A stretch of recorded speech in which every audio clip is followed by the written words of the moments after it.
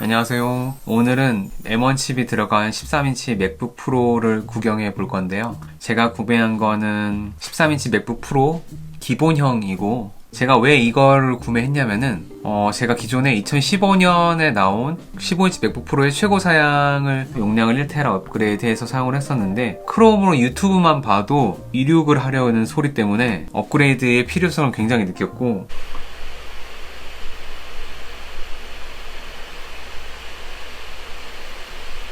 그 상태에서 4K 편집을 하려고 하니까 훨씬 더 힘들어지고 어려웠기 때문에 업그레이드를 고려하고 있던 상황에서 M1 칩이 나온 맥북 프로가 나오면서 이건 사야겠다 라고 생각을 했습니다. 보통은 1세대는 거르지만 그러기에는 이 M1 칩의 미쳐버린 성능 때문에 당장 바꿔야 되겠다 생각을 했고, 2세대는 훨씬 더 좋은 피드백을 받고 더 좋은 기능으로 금방 나올 거라는 걸 알고 있어요. 그래서 1년, 2년 정도만 사용을 하고 16인치 맥북 프로가 나오면 그때 갈아타려고 13인치 맥북 프로 기본형을 구매를 했습니다. 그리고 에어가 있고 프로가 있잖아요. 제 동생은 맥북 에어, M1 칩이 들어간 맥북 에어를 구매를 하고, 저는 맥북 프로를 구매를 했는데요. 맥북 에어와 맥북 프로는 기본적으로 똑같은 성능이라고 생각을 하고, 맥북 에어가 아닌 프로를 구매한 이유는 펜 때문이었는데, 물론 맥북 에어도 발열이 없을 정도로 너무 뛰어나고 훌륭한 컴퓨터지만, 저는 장기적으로 봤을 때 발열을 컨트롤 할 수 있냐 없냐의 차이로 봤기 때문에, 맥북 에어는 발열이 거의 없고 훌륭한 매니지먼트를 보여주지만, 만약에 발열이 있었을 때 물리적으로 발열을 컨트롤할 수 없기 때문에 저는 지속적인 퍼포먼스를 낼 수 있는 맥북 프로를 구매를 했습니다. 구성품으로는 맥북 프로 본체가 있고 USB Type-C 케이블, 감사하게도 충전기가 들어있습니다. 외관을 처음 봤을 때는 상당히 작다고 느꼈어요. 저는 15인치를 사용하고 있었기 때문에 13인치를 봤을 때 너무 작은 거 아니야?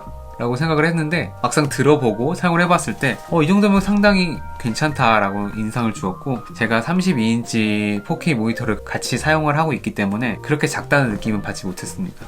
상당히 가벼웠어요. 이 정도면 아이패드랑 비슷하다고 느껴지거든요. 그래서 상당히 휴대성이 좋았고 기동성이 좋았습니다. 외관의 포트는 USB Type-C 2개, 그리고 헤드폰 잭 하나가 있습니다.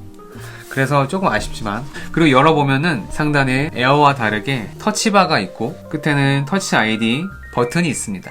키보드는 저는 16년도와 20년도까지 맥북 프로를 사용한 적이 없기 때문에 자세하게는 모르지만 굉장히 이슈가 많고 불편한 키보드라고는 많이 들었어요. 그런데 제가 2015년 맥북 프로를 사용하고 이렇게 넘어오다 보니까 지금 이 키보드는 느낌이 비슷해요. 적당하게 누르는 느낌이 들고, 그리고 상당히 조용하네요. 그리고 키보드 밑에는 어마어마하게 큰 트랙패드가 들어있습니다. 이 트랙패드는 맥북 에어보다는 훨씬 더 커요. 그래서 터치나 제스처를 할 때 상당히 여유롭게 쾌적하게 할 수 있다는 장점이 있습니다.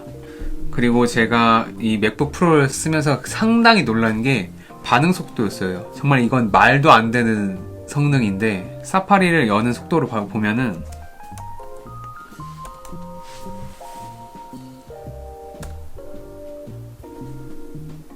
말이 돼 이게?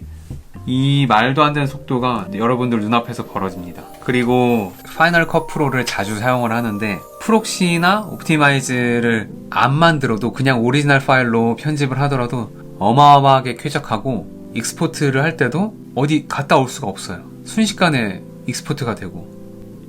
이렇게 간단하게 둘러봤는데 만족하는 점은 빠르고 쾌적하다는 것, 그리고 13인치의 가벼움과 기동성, 모니터가 밝다는 것, 그리고 스피커도 훌륭해요. 무엇보다 배터리가 상당히 오래가요. 제가 2015년 맥북 프로 15인치를 사용하고 있었는데 충전기 없이는 어디 나갈 수가 없을 정도로 2-3시간 쓰면 광탈할 정도였거든요. 그런데 이 맥북 프로는 충전기를 아예 가지고 다닐 생각을 안 합니다. 그 정도로 배터리가 상당히 오래가고, 제가 사용하고 있는 보조 배터리로 충전이 가능하기 때문에 충전에서부터 굉장히 자유로워졌다는 것. 그리고 가격도 상당히 메리트가 있는데요. 지금 학생 할인을 받으면은 맥북 에어는 110만원대에 살 수 있고 맥북 프로는 150만원대면 구매를 할 수 있어요. 이 정도 가격대에 이 정도 퍼포먼스를 보여주는 컴퓨터는 아마 없을 거라고 생각합니다. 하지만 몇 가지 아쉬운 것이 있는데 포트가 2개밖에 없다는 것. 기존에는 4개가 있었는데 지금은 단 2개밖에 없다는 게